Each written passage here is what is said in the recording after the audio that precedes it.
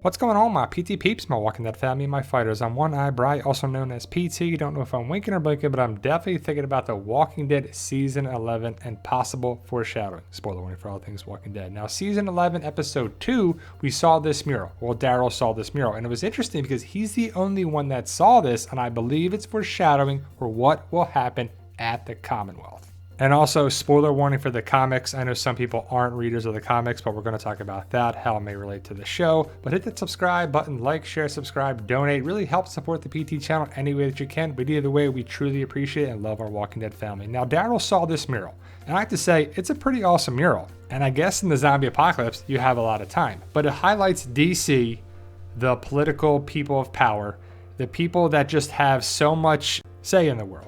Right? The government, politics, it just controls a lot of aspects of the United States and I guess around the globe. But you see 3 people with crowns on their heads and also 2 other people fighting people on the steps of, I guess, the Capitol building or in DC somewhere, right? But then you also see the same people at the bottom right that were no home, no work, hungry.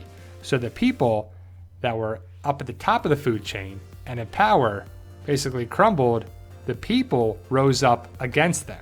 Not walkers, regular people. And if enough people work together, you can change things. And like I said, Daryl was the only one that saw this. It was pretty interesting that he saw this mural, and I believe it's what's going to happen at the Commonwealth, if you know the comics. Daryl also saw this guy, well, this walker, who was handcuffed to a briefcase of money with, a Samsonite luggage there. Samsonite. I was way off. But you see this briefcase full of money.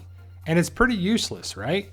Well, at the Commonwealth, it looks like we're going to be using some sort of currency. Is it US dollars? Look at all this money right here that our group of 4 found, and they have X's on parts of it. So I don't know what's up with the currency, but I believe the Commonwealth is doing something with it. But let's get back to the mural, right? You see society breaking down, and it probably would in a zombie apocalypse. Now, for those who don't know, in the comics, the Commonwealth is the end of the story.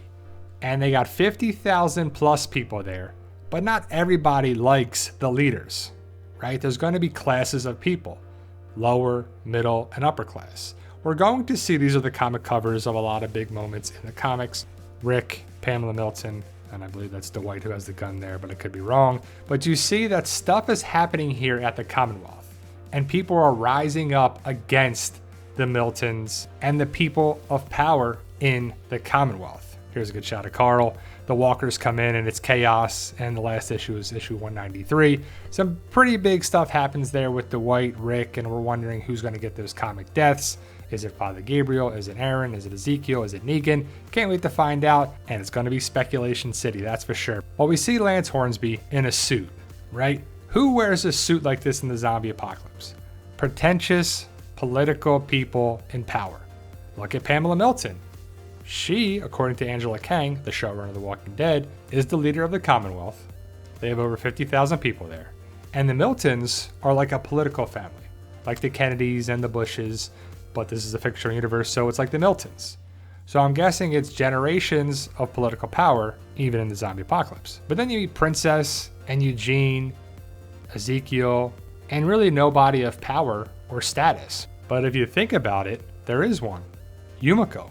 She's a lawyer. She went to Oxford and Harvard, and she's a lawyer. So that's pretty impressive. So I could see her having a higher status, especially if her brother's there. As for Eugene, Ezekiel, and Princess, they could be lower level people in the Commonwealth. And I think that's going to be a big driving force. Per Angela Kang, you will see, they will talk about society, upper class, lower class, different classes of people. And I believe the Commonwealth is going to show that and highlight that. Now, where does Mercer fill in? I feel like Mercer is a regular dude, hardworking individual, and I think he's going to become good friends with Ezekiel. Started off rocky, but I feel like Mercer, who went to West Point, I think he could be a down-to-earth, regular dude who's going to help our group in more ways than one. He probably hates Sebastian Milton, because in the comics, Sebastian Milton is a little punk kid, silver spoon, pain in the butt that he's in charge of to keep safe, because it's Pamela Milton's son. As for Stephanie, I'm going with this is fake Stephanie. And someone made a good point. Nice red glasses he got there. Red, all I see is red. But how does it fit in with our group? I see these 4 people having different roles and jobs in the Commonwealth.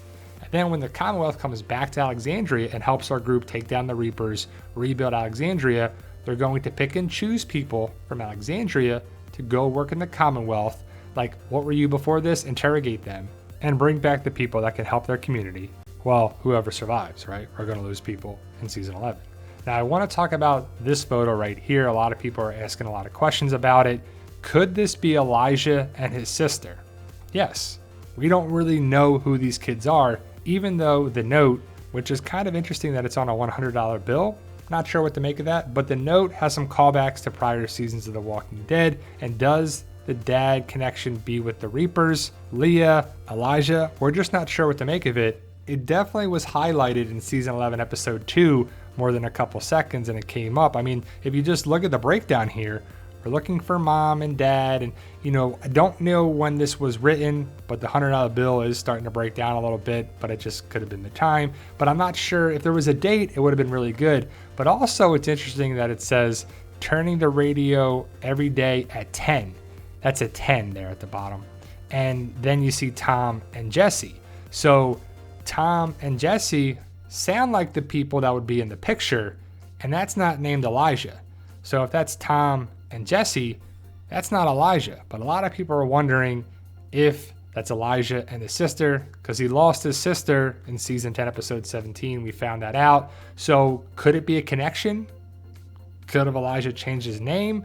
Or we just don't know. I just thought I'd bring it up. I'm not sure what to make of it. But I believe this is a foreshadowing mural of what will happen at the Commonwealth. And really, if you think about it, every time our group goes somewhere, whether it's Woodbury or the prison or Alexandria, stuff breaks down. The kingdom, just when our group goes somewhere, is not good for that place.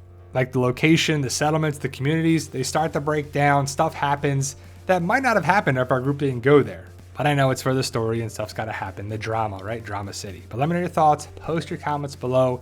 Thank you guys either way. We truly appreciate the love and support that we're getting on a daily basis. Stay safe. And as always, tell them Daryl.